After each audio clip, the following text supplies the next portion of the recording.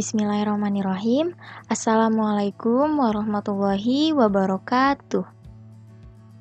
Apa kabar anak-anak? Semoga kita semua selalu dalam lindungan Allah Subhanahu wa taala. Amin. Kembali lagi kita di pelajaran pendidikan agama Islam. Sebelum masuk ke materi, alangkah baiknya kita membaca basmalah bersama-sama. Bismillahirrahmanirrahim. Oke, materi kita kali ini yaitu tentang beriman kepada malaikat Allah. Iman kepada malaikat merupakan rukun iman yang kedua. Rukun iman ada berapa, ayo? Ya, ada 6. Yang pertama, iman kepada Allah. Yang kedua, iman kepada malaikat Allah. Yang ketiga, iman kepada kitab Allah. Yang keempat, iman kepada Rasul. Yang kelima, iman kepada hari kiamat. Dan yang keenam, iman kepada qada dan qadar. Nah, beriman kepada malaikat ini termasuk rukun iman yang kedua. Iman kepada malaikat artinya percaya adanya malaikat Allah Subhanahu wa taala. Iman kan artinya percaya ya. Maka iman kepada malaikat ya kita percaya bahwa malaikat itu ada. Malaikat itu ciptaan Allah gitu, bahwa malaikat itu ada. Malaikat adalah makhluk yang diciptakan oleh Allah dari nur atau cahaya. Jadi malaikat ini diciptakan oleh Allah dari cahaya. Kalau manusia kan dari tanah ya. Nah, kalau malaikat ini diciptakan dari cahaya. Cara beriman kepada malaikat diantaranya dengan mengenal dan mengetahui sifat dan tugas-tugas malaikat. Nah, caranya agar kita bisa beriman kepada malaikat ya kita dengan cara kita ini mengenal dan mengetahui sifat dan tugas malaikat yang nanti akan kita bahas satu persatu. Lanjut. Nah, kita akan mempelajari sifat-sifat malaikat. Nah, di sini sifat yang dimiliki malaikat. Yang pertama, malaikat selalu patuh kepada Allah Subhanahu wa taala dan tidak pernah berbuat maksiat kepadanya. Jadi, malaikat ini adalah makhluk Allah yang selalu taat dan patuh kepada Allah, pada perintah Allah. Pokoknya Allah memerintahkan ini, itu malaikat itu selalu taat dan patuh. Tidak pernah melanggar gitu ya. Tidak pernah berbuat maksiat kepada Allah. Jadi larangan Allah ini tidak pernah dikerjakan gitu. Jadi selalu taat dan patuh kepada perintah Allah gitu ya. Sifat malaikat yang kedua yaitu malaikat dapat berubah wujud sesuai kehendak Allah. Ya, jadi malaikat ini dapat berubah-ubah wujudnya. Karena pernah malaikat ini saat menyampaikan wahyu juga pernah berwujud seperti manusia gitu ya. Jadi sesuai kehendak Allah jadi pokoknya bisa berubah wujud ya. Beda sama manusia. Kalau manusia ya udah bentuknya manusia aja, tidak bisa berubah wujud ya. Kemudian sifat malaikat yang ketiga yaitu malaikat tidak makan dan tidak minum. Berbeda dengan manusia ya, kalau manusia kan suka makan, minum gitu ya. Kalau malaikat ini tidak makan dan tidak minum, mereka tidak butuh makan dan minum. Sifat yang keempat, malaikat tidak memiliki jenis kelamin. Kalau manusia ada laki-laki, ada perempuan. Kalau malaikat tidak memiliki jenis kelamin, jadi bukan laki-laki, bukan juga perempuan. Karena kan malaikat ini kan tadi diciptakan oleh cahaya ya. Ya udah, cahaya kan tidak memiliki jenis kelamin kan. Nah, tuh ya. Kemudian yang kelima, sifat yang kelima, malaikat tidak pernah letih atau lelah dan tidak pula berhenti beribadah kepada Allah. Nah, malaikat ini selalu terus-menerus beribadah kepada Allah tanpa merasa letih atau lelah. Jadi nggak pernah capek gitu ya. Selalu beribadah tanpa rasa lelah, tanpa rasa capek, tanpa rasa letih gitu. Sifat yang selanjutnya, malaikat senang mencari dan mengelilingi majelis zikir. Di mana ada majelis zikir, maka di situ ada malaikat. Di musola ada, di tempat-tempat menuntut ilmu itu pasti ada malaikat gitu ya, di masjid gitu. Kemudian sifat selanjutnya, malaikat berdoa bagi hamba yang duduk menunggu sholat berjamaah. Jadi, barang siapa yang suka sholat berjamaah di masjid, nah sebelum qomat, kan dia nunggu ya. Nah, ketika dia duduk menunggu iqomat untuk sholat berjamaah, di situ malaikat mendoakan dia, gitu ya. Jadi sering-seringlah sholat berjamaah di masjid ya. Selanjutnya ada perbedaan antara malaikat, jin, dan manusia ya. Kita akan lihat di sini perbedaannya apa. Yang pertama, kalau malaikat diciptakannya dari nur atau dari cahaya. Kalau jin diciptakannya dari api. Kalau manusia diciptakan dari tanah. Perbedaan yang kedua, malaikat ini makhluk yang goib, artinya tidak dapat dilihat ya. Goib itu tidak dapat dilihat. Jin juga sama ya, makhluk yang goib. Kalau manusia, makhluk yang terlihat ya. Perbedaan yang ketiga, kalau malaikat selalu patuh dan taat kepada perintah Allah. Jadi gak pernah mengingkari gitu ya, gak pernah durhaka kepada Allah. Tapi kalau jin dan manusia itu ada yang patuh dan ada yang durhaka kepada Allah gitu ya. Jadi gak semuanya itu patuh dan taat kepada Allah, gak semuanya itu selalu patuh gitu. Ada yang ingkar juga, ada yang durhaka juga gitu. Berbeda dengan malaikat. Kalau malaikat itu pasti selalu patuh kepada Allah. Perbedaan yang keempat, tidak makan dan tidak minum. Kalau malaikat tidak makan dan tidak minum. Tapi kalau jin dan manusia itu pasti makan dan minum ya. Jadi jin ini sebenarnya ya sama kayak manusia gitu, cuman bedanya kalau jin ini tidak terlihat. Nah, jin ini ya sama kayak manusia lah ya, kan dia butuh makan, butuh minum juga. Terus tadi ya ada yang patuh juga, ada yang ingkar gitu, nggak semuanya patuh. Perbedaan selanjutnya yaitu pikirannya jernih dan lurus. Jadi mikirnya mikirnya ya dia mikir cuman ya harus patuh kepada Allah gitu, nggak boleh ingkar, dia nggak mikir ke yang lain-lain gitu. Kalau jin dan manusia pikirannya berubah-ubah ya. Ya kadang mikirnya bener, kadang mikirnya kayak gini, berubah-ubah lah pikirannya gitu. Perbedaan yang terakhir yaitu kalau malaikat tidak mempunyai nafsu. Nah, kalau jin sama manusia mempunyai nafsu. Karena jin dan manusia ini kan tadi ya sama. Jadi jin sama manusia ini ya sama, ada laki-laki, ada perempuan, terus juga sama seperti manusia, kalau jin itu juga menikah, terus punya anak gitu. Karena kan dia di sini mempunyai nafsu sama seperti manusia ya.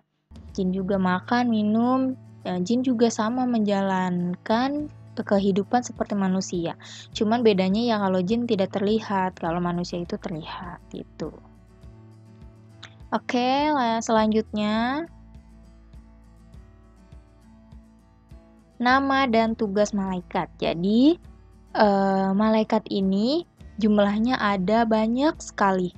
Tidak ada yang tahu jumlah pasti malaikat itu berapa ya, tapi ada yang menyebutkan jumlah malaikat itu mencapai 70.000 ya, kurang lebih 70.000.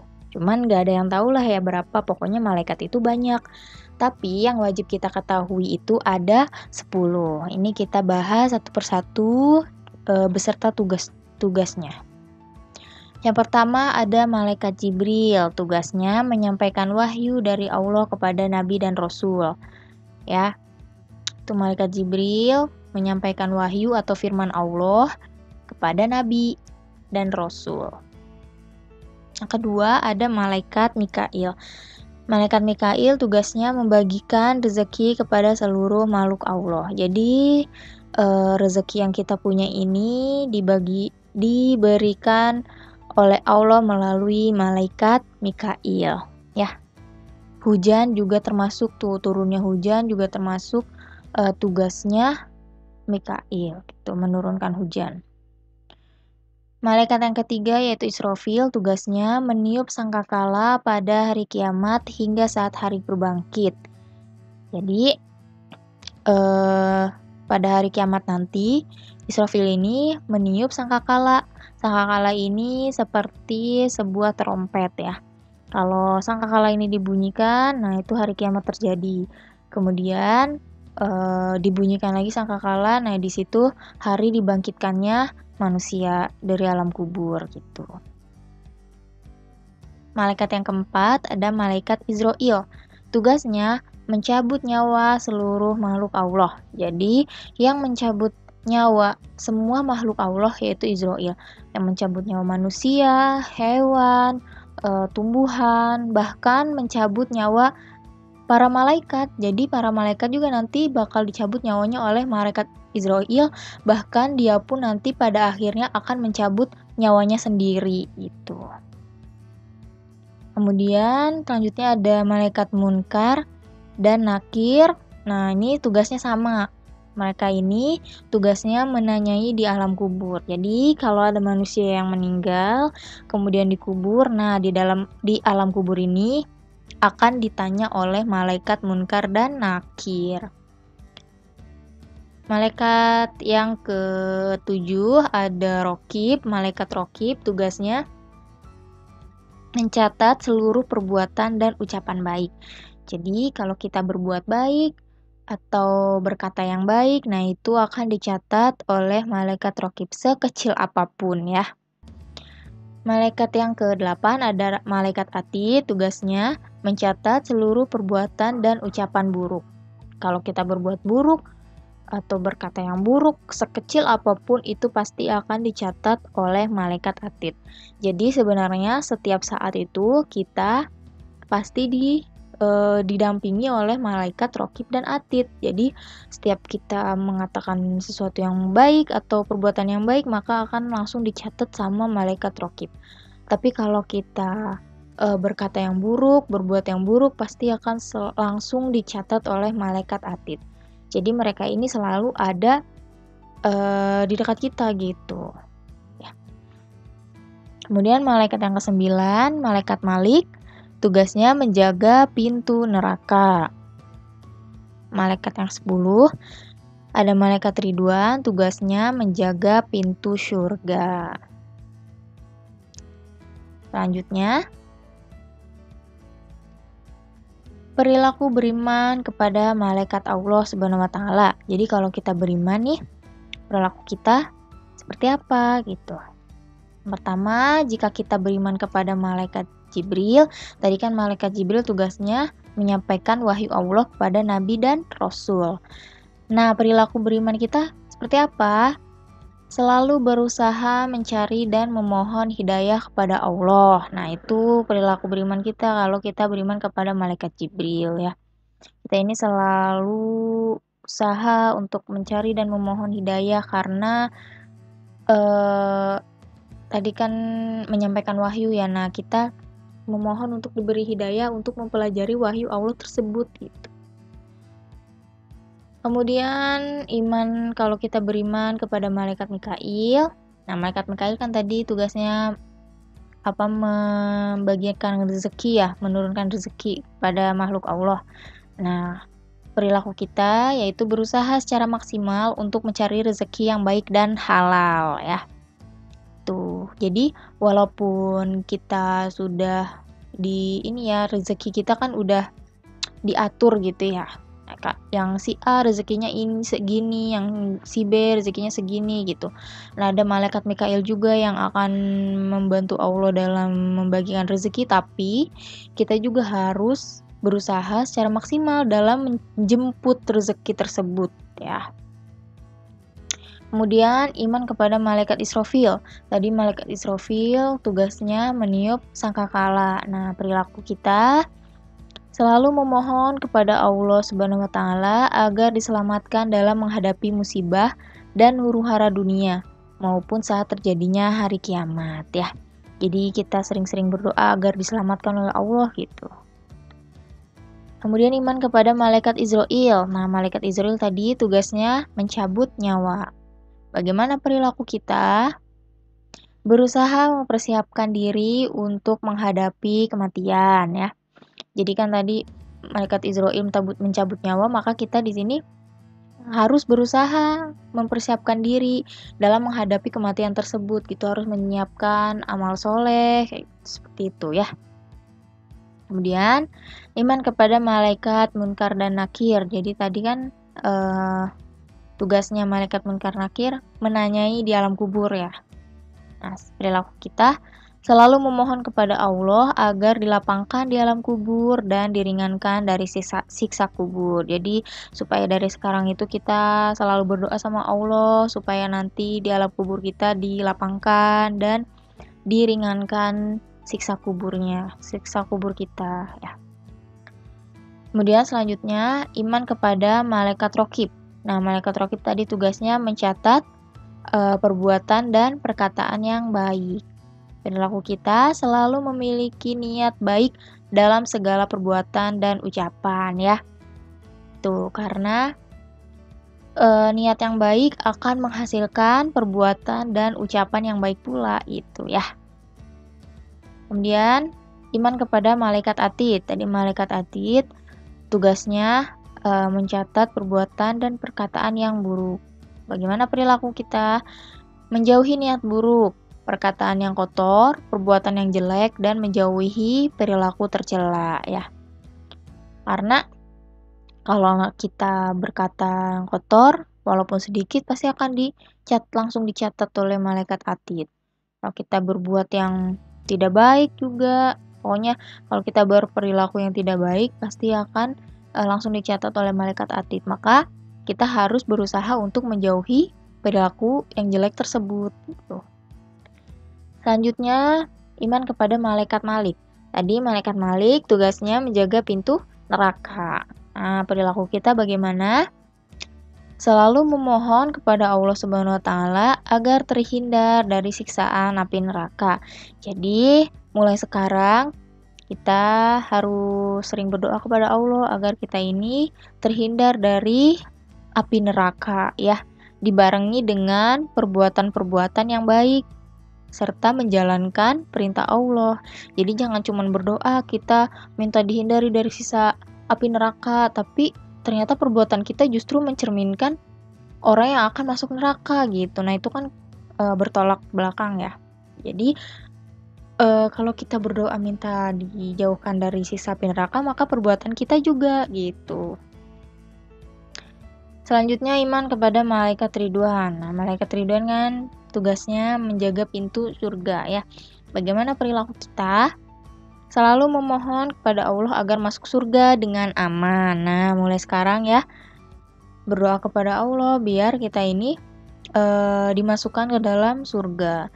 Jangan lupa selain berdoa kita juga harus berusaha gitu. Berusaha menjalankan perintah Allah, menjauhi larangan Allah supaya kita ini nantinya bisa masuk surga gitu ya. Jangan kita memohon kepada Allah biar masuk surga tapi kita tidak menjalankan perintah Allah. Gimana mau masuk surga gitu ya. Selanjutnya hikmah beriman kepada malaikat. Nah, hikmahnya apa nih kalau kita beriman kepada malaikat? Yang pertama, memberi motivasi kita untuk selalu taat dan bertakwa kepada Allah, seperti ketaatan para malaikat. Seperti sifat malaikat tadi ya, selalu patuh dan taat kepada Allah. Nah, di sini kalau kita beriman kepada Allah, akan memberi kita motivasi gitu untuk selalu taat dan patuh kepada Allah seperti taatnya para malaikat. Yang kedua, menjaga perbuatan dan perkataan kita, karena malaikat mengawasi perkataan dan perbuatan kita. Tadi yang mencatat amal baik dan buruk ya, malaikat rokib atid. Nah, di sini kalau kita beriman, hikmahnya yaitu ya kita akan senantiasa menjaga perkataan dan perbuatan kita gitu. Supaya perbuatan dan perkataan kita ini tidak keluar yang buruk-buruk gitu. Kita jadi lebih menjaga gitu. Tadi kan malaikat Jibril tugasnya menyampaikan wahyu. Nah, malaikat Mikail tugasnya memberi rezeki. Maka kalau kita beriman akan memberi kita rasa optimis gitu. Optimis tuh percaya gitu. Optimis atau percaya untuk selalu berusaha gitu ya. Kemudian memotivasi kita untuk selalu beramal soleh, karena bekal itulah yang kita bawa kelak ketika meninggal dunia untuk menghadapi pengadilan Allah. Nah tadi ya, seperti kalau malaikat Israil tadi tugasnya kan mencabut nyawa, kemudian ada malaikat Munkar Nakir yang menanyai di dalam kubur, kemudian ada malaikat Malik yang menjaga pintu neraka, malaikat Ridwan yang menjaga pintu surga. Nah, di sini akan memotivasi kita untuk selalu beramal soleh agar dipersiapkan diri kita menghadapi kematian, agar di dalam alam kubur ini ketika ditanya kita tidak susah untuk menjawabnya. Nah, kemudian amal soleh ini juga bisa membawa kita masuk surga gitu. Jadi kita termotivasi gitu ya. Oke, cukup sekian materi kita kali ini. Semoga kalian paham apa yang Ibu jelaskan. Ibu mohon maaf apabila ada kata-kata Ibu yang salah. Sekian dari Ibu, terima kasih. Wassalamualaikum warahmatullahi wabarakatuh.